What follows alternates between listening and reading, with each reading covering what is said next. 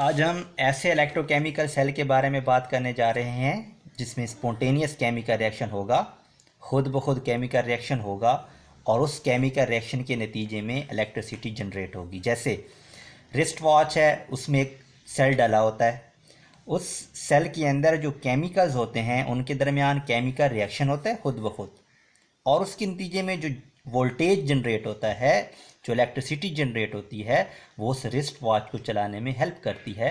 तो जो wrist watch में सेल डाला होता है वो गैल्वानिक सेल होता है। तो गैल्वानिक सेल ऐसा सेल होता है जिसमें केमिकल रिएक्शन हो, खुद ब खुद केमिकल रिएक्शन हो, और उस केमिकल रिएक्शन के नतीजे में इलेक्ट्रिसिटी जनरेट हो, तो उसे कहते हैं गैल्वानिक या वोल्टिक सेल। तो इसका मतलब है गैल्वानिक या वोल्टिक सेल केमिकल एनर्जी को इलेक्ट्रिकल एनर्जी में कन्वर्ट करता है। केमिकल एनर्जी कन्वर्ट होती है इलेक्ट्रिकल एनर्जी में, ये गैल्वानिक सेल का काम है। केमिकल एनर्जी को इलेक्ट्रिकल एनर्जी में कन्वर्ट करना गैल्वानिक या वोल्टिक सेल का काम है।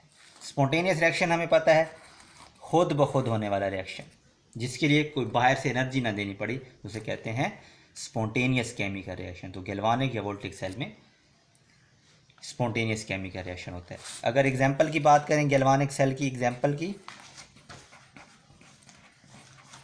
तो इसकी एक एग्जांपल है डेनियल सेल। अब डेनियल सेल क्या होता है, इसकी हम कंस्ट्रक्शन के बारे में और वर्किंग के बारे में बात करते हैं। सपोज ये हमने एक बीकर ले लिया और एक बीकर इस साइड पे ले लिया। इस बीकर में हमने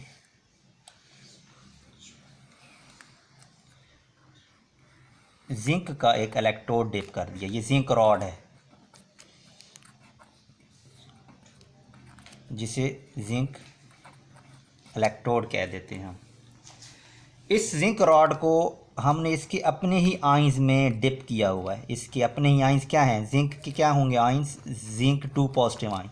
जिंक का आयन क्या होगा, जिंक 2 पॉजिटिव आयन होगा।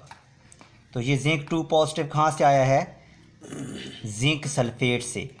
हमने इस बीकर में जिंक सल्फेट का सलूशन लिया, उस जिंक सल्फेट के सलूशन में जिंक रॉड को डिप कर दिया। तो हम कहेंगे zinc rod is dip into solution of its own ions. Zinc अपने ही आयन में डिप हुआ पड़ा है। Zinc rod is dipped into solution of its own ion, यानी कि zinc rod dipped into zinc sulphate. इस जिंक का कोई साल्ट लिया, उसका सॉल्यूशन बनाया, उसे बीकर में लिया और बीकर में ये जिंक रॉड डिप कर दिया। अब इस साइड पे भी यही काम करेंगे। सपोज हम इधर ले लेते हैं कॉपर। ये कॉपर का रॉड ले लिया, कॉपर के रॉड को डिप कर दिया कॉपर के आयंस में, और ये कॉपर के आयंस कहाँ से आए हैं, कॉपर सल्फेट से। तो ये हमने कॉपर सल्फेट का सॉल्यूशन लिया, उसमें कॉपर रॉड डिप कर दिया। इधर जिंक सल्फेट का सॉल्यूशन लिया, उसमें जिंक रॉड डिप कर दिया। अब क्या होगा, जिंक के पास जो टेंडेंसी है वो इसे इन दोनों इलेक्ट्रोड्स को एक वायर के थ्रू कनेक्ट कर दिया और दरमियान में एक वोल्ट मीटर लगा दिया। ये वोल्ट मीटर लगा दिया।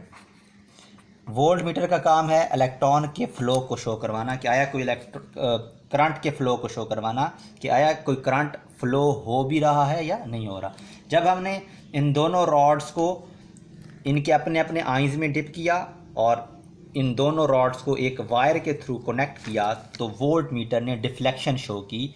तो इसका मतलब है कि करंट फ़्लो कर रहा था, और वो डिफ्लेक्शन इस तरह थी, लेफ़्ट टू राइट, यानी कि इलेक्ट्रॉन्स जिंक से निकल के कॉपर की तरफ आ रहे थे। जो वोल्ट मीटर की डिफ्लेक्शन थी वो लेफ़्ट टू राइट थी, जो करंट की डायरेक्शन को शो करेगी कि करंट की डायरेक्शन क्या है, कि इलेक्ट्रॉन्स जिंक से निकल रहे हैं और कॉपर की तरफ जा रहे हैं। तो इसका ये मतलब हुआ कि जिंक जो रॉड है, जब ये इलेक्ट्रॉन को रिलीज़ करेगा तो ये जिंक 2 पॉजिटिव आयन में कन्वर्ट हो जाएगा। एक जिंक ने 2 इलेक्ट्रॉन रिलीज़ किए, क्या बना, जिंक 2 पॉजिटिव आयन। तो जिंक की क्या हुई है, रिमूवल ऑफ इलेक्ट्रॉन क्या कहलाता है, रिमूवल ऑफ इलेक्ट्रॉन ऑक्सीडेशन कहलाता है। तो जिंक की ऑक्सीडेशन हुई, तो यहाँ पे जिंक की ऑक्सीडेशन होगी, यहाँ पे ऑक्सीडेशन होगी। क्या होगा, जब ये जिंक न्यूट्रल शक्ल में था, तो जब ये कन्वर्ट होगा, जब ये इलेक्ट्रॉन छोड़ देगा, जब इलेक्ट्रॉन रिलीज कर देगा, तो जिंक 2 पॉजिटिव आयन की शक्ल में इधर सॉल्यूशन में जिंक पॉजिटिव आयन बढ़ना स्टार्ट हो जाएंगे। इधर ये जो रॉड है ये ख़त्म होते हुए, पिघलते हुए, जिंक जो न्यूट्रल था वो जिंक 2 पॉजिटिव आयन की शक्ल में इस इलेक्ट्रोलाइट वाले सॉल्यूशन में जिंक गिरना स्टार्ट हो जाएगा और ये रॉड कंज्यूम होना स्टार्ट हो जाएगा। जिंक ओवरऑल कन्वर्ट हो रहा है जिंक 2 पॉजिटिव आयन में, और जो 2 इलेक्ट्रॉन फ्लो हुए थे वो इधर यहाँ से ऊपर फ्लो करना स्टार्ट कर देंगे। अब ये 2 इलेक्ट्रॉन पहुँचते पहुँचते इस कॉपर वाले रॉड के पास आ जाएंगे। अब कॉपर वाले रॉड के पास कॉपर 2 पॉजिटिव आयन मौजूद हैं, क्योंकि हमने कॉपर सल्फेट का सॉल्यूशन लिया था, कॉपर 2 पॉजिटिव आयन मौजूद है सॉल्यूशन में। तो जब रॉड के पास इलेक्ट्रॉन्स आएंगे तो साथ कॉपर 2 पॉजिटिव आयन भी मौजूद होगा। तो कॉपर 2 पॉजिटिव आयन्स जो रॉड के साथ लगे हुए हैं, जो कि इलेक्ट्रोलाइट से आए थे कॉपर 2 पॉजिटिव आयन, वो 2 इलेक्ट्रॉन ले लेंगे और कॉपर सॉलिड में कन्वर्ट हो जाएगा। कॉपर मेटल इधर डिपॉजिट होना स्टार्ट हो जाएगी, यानी कि ये रॉड अपने साइज़ में बढ़ता जाएगा और ये रॉड अपने साइज़ में कम होता जाएगा। ओवरऑल क्या हो रहा है, यहाँ पे इलेक्ट्रिसिटी जनरेट हो रही है, यहाँ पे कोई रेजिस्टेंस लगा देंगे तो उसमें से करंट फ्लो करेगा। सपोज यहाँ पे मैंने कोई इलेक्ट्रिक बल्ब लगा दिया तो वो ग्लो करना स्टार्ट कर देगा, क्योंकि इलेक्ट्रॉन्स फ्लो हो रहे हैं फ्रॉम लेफ्ट टू राइट। अब जब जहाँ पे पॉजिटिव आयंस बढ़ रहे हैं इस बीकर के अंदर, और इस बीकर के अंदर नेगेटिव आयंस बढ़ रहे हैं, क्योंकि यहाँ पे जिंक टूट रहा है जिंक 2 पॉजिटिव आयन में, तो जिंक पॉजिटिव आयंस इस सॉल्यूशन में बढ़ रहे हैं। जब यहाँ पे पॉजिटिव आयंस बढ़ रहे हैं, यहाँ पे मैं कहता हूँ excess of zinc 2 positive ion generate हो रही। पहले जितने जिंक 2 पॉजिटिव आयन थे उतने सल्फेट आयन थे। ओवरऑल जिंक सल्फेट न्यूट्रल होता है। सपोज अगर 100 मालिक्यूल थे जिंक 100 आयन से जिंक 2 पॉजिटिव आयन के, तो 100 ही सल्फेट 2 नेगेटिव आयन से। लेकिन जब इस रॉड में से जिंक आना स्टार्ट हुए तो अब जिंक ज़्यादा हो गया है, सल्फेट कम हो गया। इसका मतलब है यहाँ पे जिंक ज़्यादा है। इस बीकर में क्या हो रहा है, इस बीकर में कॉपर 2 पॉजिटिव आयन यूज़ हो रहे हैं। जब कॉपर 2 पॉजिटिव आयन यूज़ हो रहे हैं तो यहाँ पे सल्फेट ज़्यादा हो जाएगा। इस साइड पे इस बीकर में सल्फेट ज़्यादा है और इस बीकर में जिंक ज़्यादा है। तो इस तरह सेल की वर्किंग यहाँ पे डिस्टर्ब होगी। तो इससे इस प्रॉब्लम को ओवरकम करने के लिए हम एक इंस्ट्रूमेंट यूज़ करते हैं जिसे हम नाम दे देंगे साल्ट ब्रिज का। ये साल्ट ब्रिज हमने यूज़ कर लिया। अब साल्ट ब्रिज क्या करेगा, साल्ट ब्रिज यहाँ से सल्फेट आयन को लेके जाएगा। लेफ़्ट बीकर में जिंक पॉजिटिव आयन ज़्यादा हो रहे हैं, राइट बीकर में सल्फेट आयन ज़्यादा हो रहे हैं। तो इस प्रॉब्लम को सॉल्व करने के लिए हमने साल्ट ब्रिज का यूज़ किया। अब साल्ट ब्रिज क्या करेगा, साल्ट ब्रिज यहाँ से सल्फेट आयन को पास करने देगा और सल्फेट आयन यहाँ से फ्लो करते हुए लेफ़्ट बीकर में चले जाएंगे। इसका मतलब है यहाँ पे नेगेटिव चार्जेस कम हो गए और यहाँ पे पॉजिटिव चार्जेस, नेगेटिव चार्जेस बढ़ना स्टार्ट हो गए। तो यहाँ पे एक्सेस थी सल्फेट आयन की, उस एक्सेस को हमने कम किया by using salt bridge.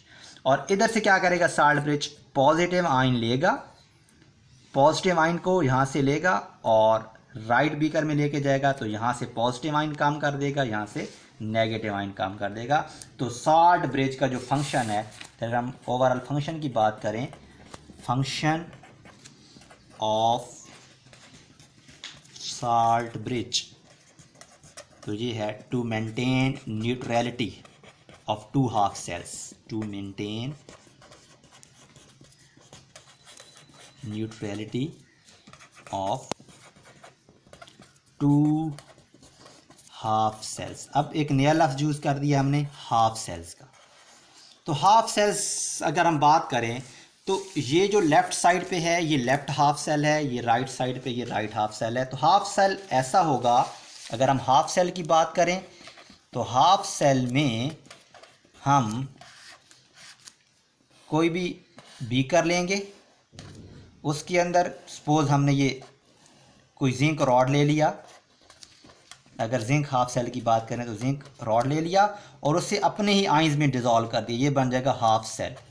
Zinc को जिंक सल्फेट के सोल्यूशन में डिप कर दिया तो ये बन जाएगा हाफ सेल। और जो गैल्वानिक सेल या वोल्टेक सेल होता है वो 2 हाफ सेल से मिलने से बनता है। 2 हाफ सेल्स कंबाइन होके गैल्वानिक या वोल्टेक सेल बनाते हैं। तो ये वर्किंग थी डेनियल सेल की कि जिंक रॉड ले लिया, कॉपर रॉड ले लिया, जिंक की ऑक्सीडेशन हुई, कॉपर की रिडक्शन हुई और उसके नतीजे में जो इलेक्ट्रॉन्स ये फ़्लो करेंगे यही करंट कहलाएगा और यही करंट यूज़ होगा किसी बल्ब को रोशन करने में, किसी रिस्ट वॉच को चलाने में या कोई और काम करने में। तो ये गैल्वानिक या वोल्टेक सेल।